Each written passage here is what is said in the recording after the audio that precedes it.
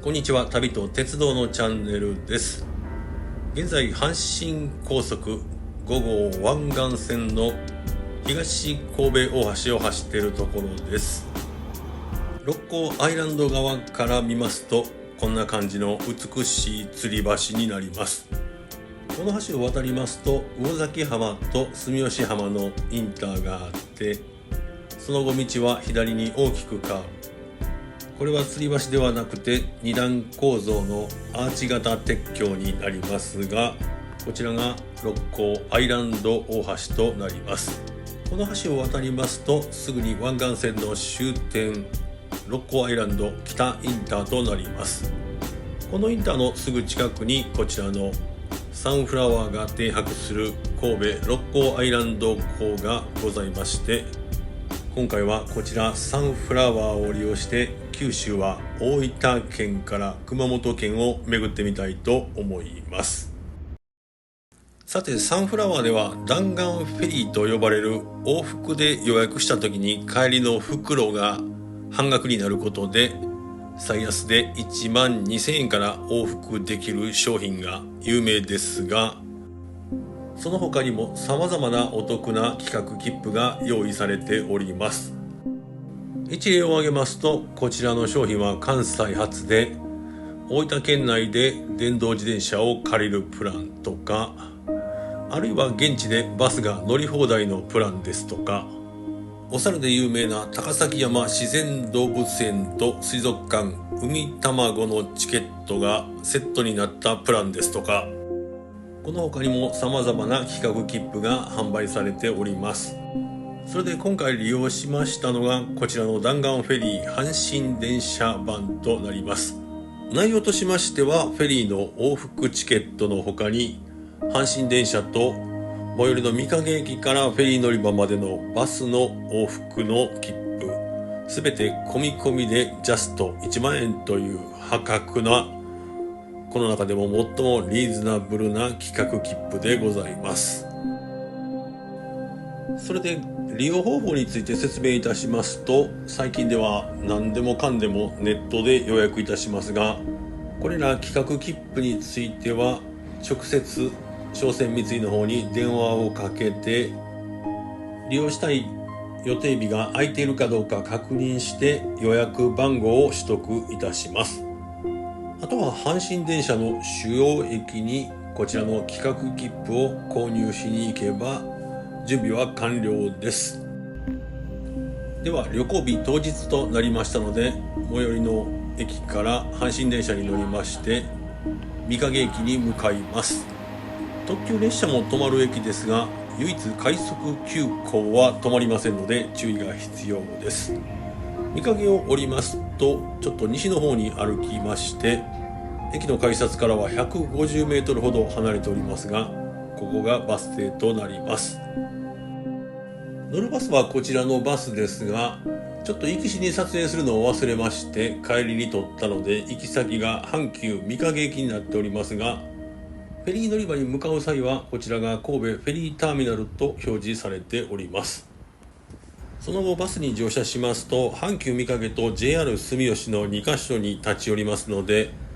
所要時間は30分ほどかかりますがフェリー乗り場に到着です。次は受付で乗船引換券を出して予約番号を告げますと、こちらの乗船券が発行される仕組みとなっております。では出発の1時間前、午後6時となりましたので乗船開始です。それでこちらが本日の寝床になります。他にお客さんが多かったのでホームページの画像を利用しておりますが、このようなマットに掛け布団とシーツが用意されております。あとは USB と Type-C のコンセントがありまして、一応ハンガースペースとその上には棚もありますので、荷物を置くスペースは十分確保されております。このタイプ種別としましてはツーリストと言いますが、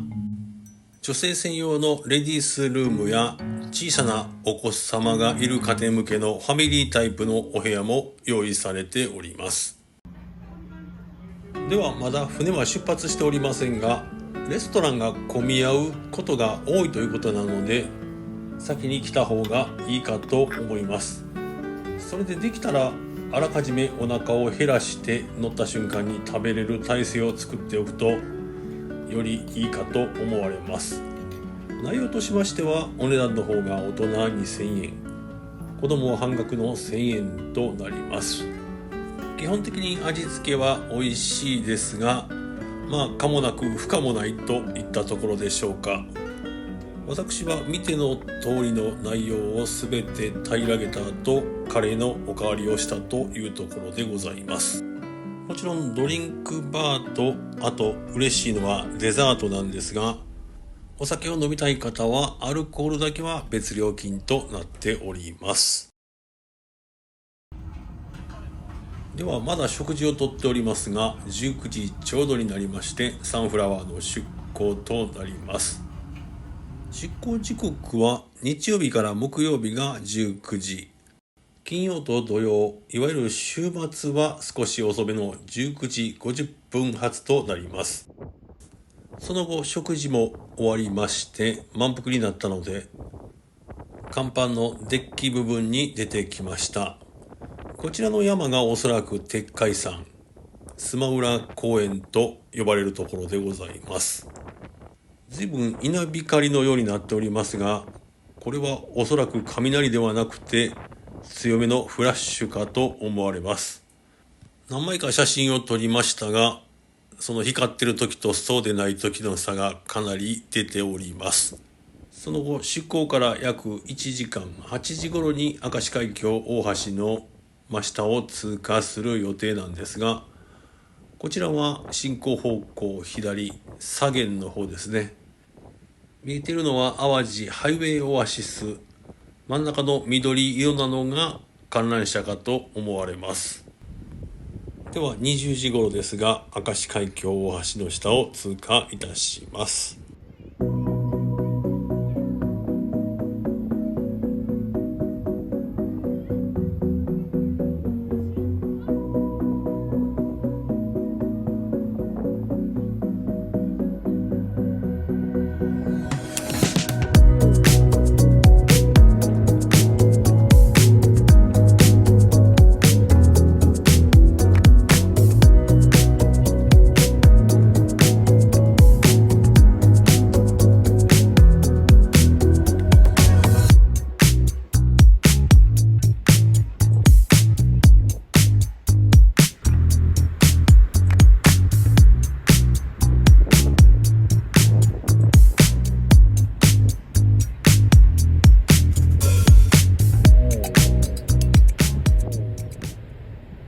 レストラン前のロビーには橋を通過する時刻表みたいなものが貼られておりまして、次は23時25分瀬戸大橋になりますが、この橋は安全のために最低限のライトアップがあるだけで、ちょっと明石海峡大橋ほどのインパクトは全くない感じでございます。しかもこの時間デッキが閉まっておりますので、窓からの撮影になりまして、こんな風なぼやけた写真しか撮れないということでございます。ちなみにこれはたまたま通りかかった商船三井のライバル会社日本郵船の船ではなかろうかと思われます。続いてはしまなみ海道の来島大橋となります。時刻は深夜1時45分頃でございますが、こちらの方は多少ライトアップもありまして、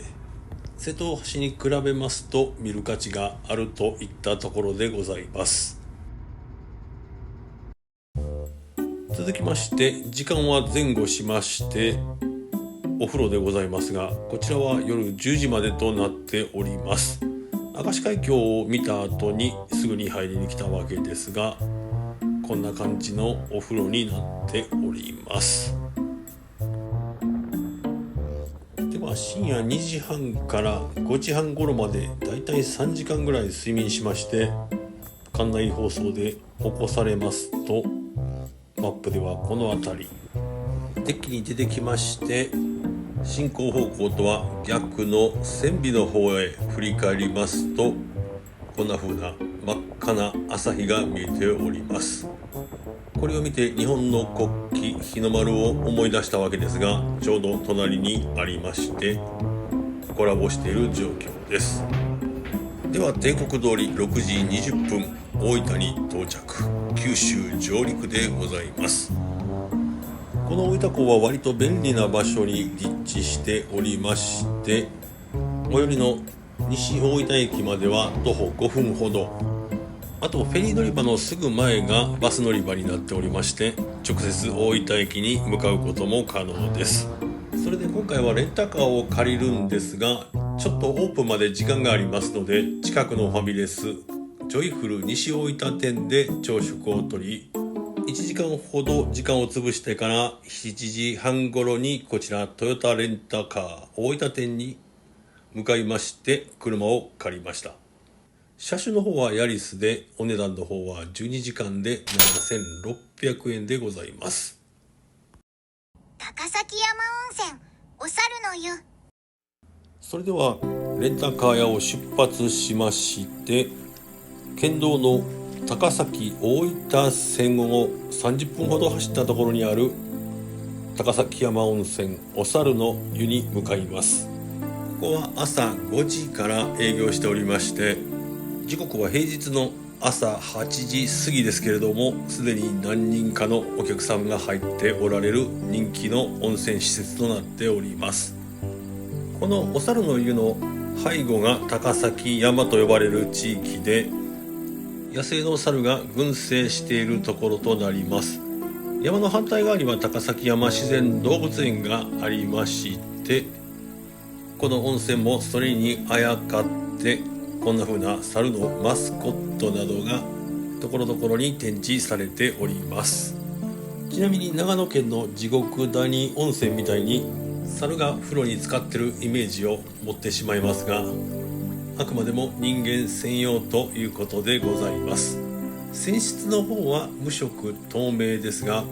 溜めるとこんな風に茶色くなる、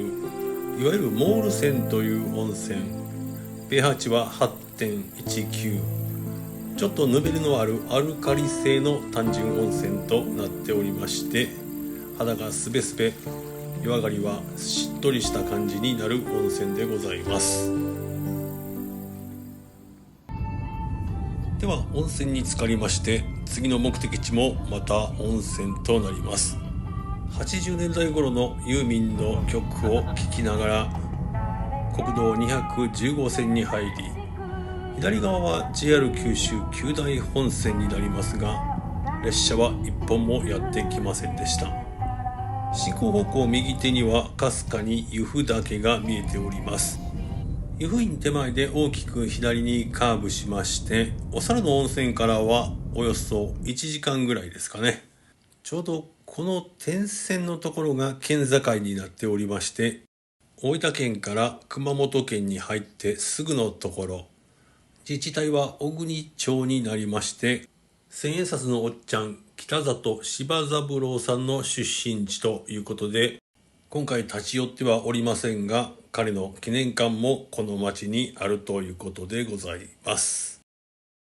夏はぬるい温泉が最高です。では目的地のぬるい温泉に到着いたしました。こちらのお兄さんが温泉マニアでございまして、今回立ち寄らせていただくところ、ほぼ全て彼のプラン通りということで、私はただ黙って従っているだけでございます。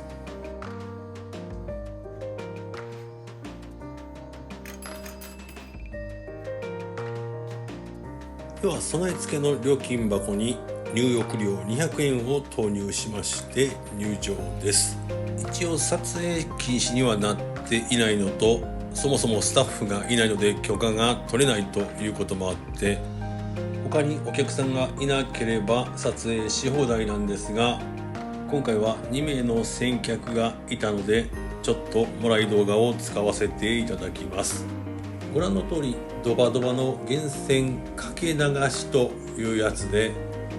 浴槽の底はこんな感じになっておりますが、この下からコンコンと温泉が湧き出てるわけでございます。名前の通りぬるいお湯でございまして、こちらの案内によりますと硫黄泉の38度ということになっておりますが、実際入った体感としてはもっと低いイメージでございます。春から秋にかけて、特に夏場は最高に気持ちのいい温泉でございますが、冬場はかなり寒いようですので、奥の小さい浴槽の方が加温されまして、温かいお風呂も楽しめるようでございます。お昼にします。では同じ小国町内なので、塗り温泉からは車で10分ぐらいですが、こちら鈴カレンさんにお邪魔いたしましてお昼を取りたいと思います。こちらは就労支援センターの一環として営業しているレストランで、その支援センターの利用者が野菜を生産してこちらでいただけるようでございます。店内はこんな感じで木の温かみが感じられるような作りとなっております。それでこの小国町近辺の特産といいますか名産品が赤牛となりまして、今回はその赤牛の丼セットを注文しました。お値段の方は1540円。たっぷりのご飯の上にレアステーキのようなお肉がたっぷりと乗せられておりまして、ひつまぶしのようなこのだし汁で最後はお茶漬けにして味変を楽しめるというような内容になっております。これおそらく関西の地元、例えば大阪とかで食べると3000円4000円ぐらい普通に取られる内容だと思います。ということで大満足でございました。マイナスイオンたっぷりです。お次も同じ小国町内ですが、今度は鍋ヶ滝に向かいたいと思います。移動時間は先ほどの鈴カレンさんからは10分ほど。今回はできる限りたくさんの温泉に浸かりたいという趣旨で始めましたが、ちょっと YouTube 制作の都合上つまらないので、同行者の彼に頼んで一つ観光名所を入れていただいた次第でございます。それで滝に行くというので、そこら辺の普通の滝かと思いきや、ちゃんとした施設になっておりまして、こちら入園料が300円かかるところでございます。ちょっとした遊歩道になっておりまして、アップダウンも少しありますが、大したことはないですが、帰りはちょっと疲れるといったところでございます。ではこちらが鍋ヶ滝となります。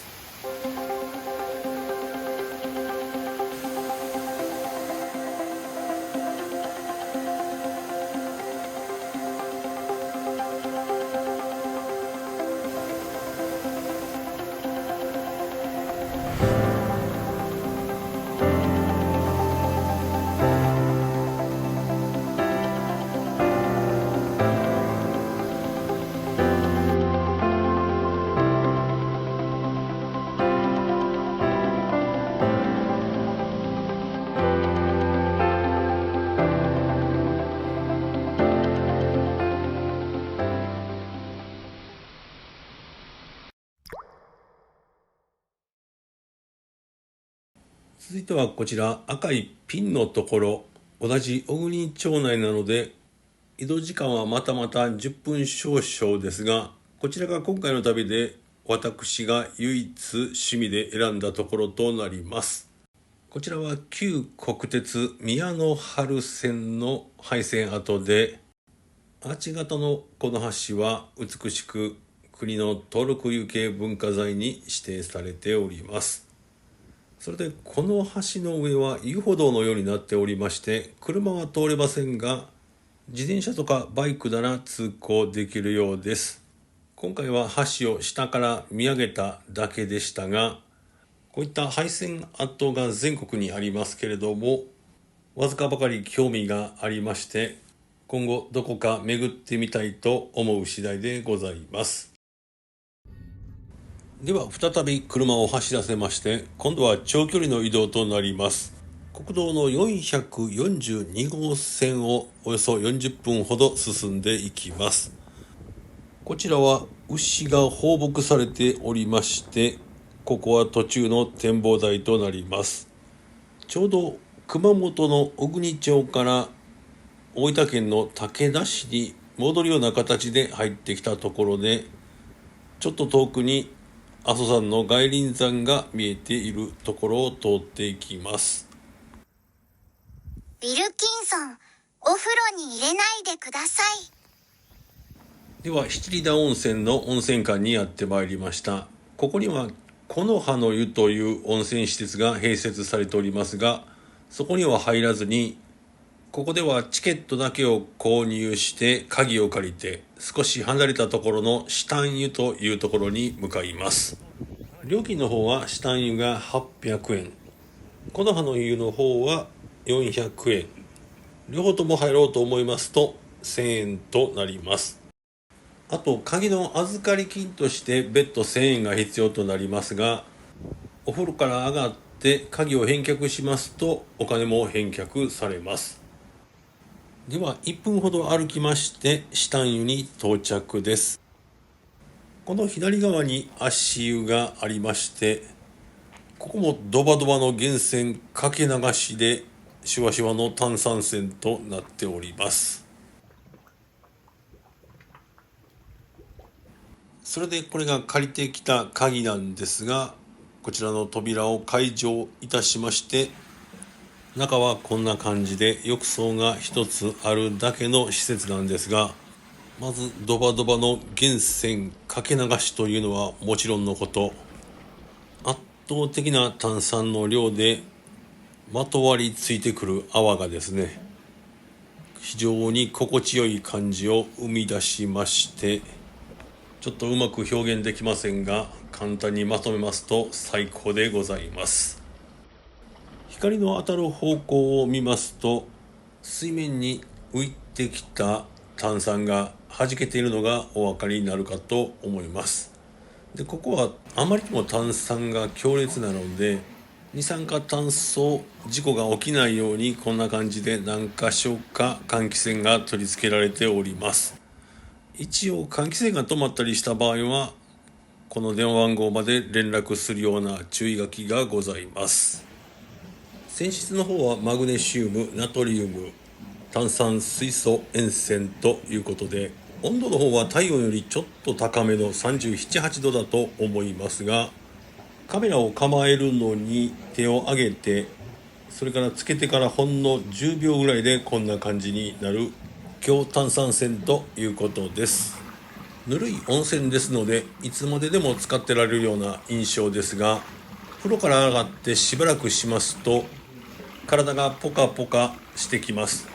それと血行が良くなるためか、体がすごく軽くなった感じがしまして、とりあえずここが私の今回の旅での一押しとさせていただきたいと思います。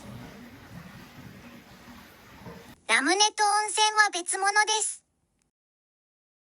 次の目的地は長湯温泉。先ほどの七里田温泉からは車で10分少々のところにあるラムネ温泉館にやってまいりました。言い忘れましたが、先ほどの下湯もラムネの湯というサブタイトルみたいな呼び名がございます。こちらは正式にラムネ温泉館という名称の施設となります。こちらは割と近代的でおしゃれな作り。お客さんが多いので浴槽などは全く撮影できませんが、ちょっと意味不明なオブジェなんかがあったりしておしゃれな施設でございます。ちょっと Google マップからの写真を流用させていただいておりますが、こちらの露天風呂が体温よりちょっと低いぐらいの炭酸泉で、当然のことながら源泉かけ流し、ドバドバでシュワシュワな温泉でございます。それでこちらが内湯になります。こちらは暖かいのでちょっと炭酸は抜けております。それとこちらはおしゃれなショップが併設されておりまして、私もこのタオルとそれから T シャツを購入しましたが、他にも欲しくなるようなものがたくさん置いておりまして、なんかすごい素敵で、どちらかというと我々のようなおっさんが来るところではなくて、若い女性が一人でプラッと気軽に入れるようなそんな施設ではなかろうかと感じた次第です。あとこちらは猫が何匹かいるようで、なんかこの子は寝てて可愛かったのでなでなでしておきました。まだ入るんですか？では大分市内に戻ってきました。フェリーの時間が差し迫っておりますが、最後の一撃といったところで、フェリー乗り場からほど近いところの王子温泉にやってきました。入浴料金は大人1人380円。歴史あるかなり古さを感じるところでございますが、清潔感はありまして、少し源泉は厚めだと思いますが、琥珀色のモール泉がなみなみと注がれておりまして、今までぬるい温泉ばかり入ってきましたので、こちらで温まって、それから体と頭を洗って帰る準備をしたということでございます。ではこちらが帰りのフェリーになります。復路の大分港は7時20分発なので、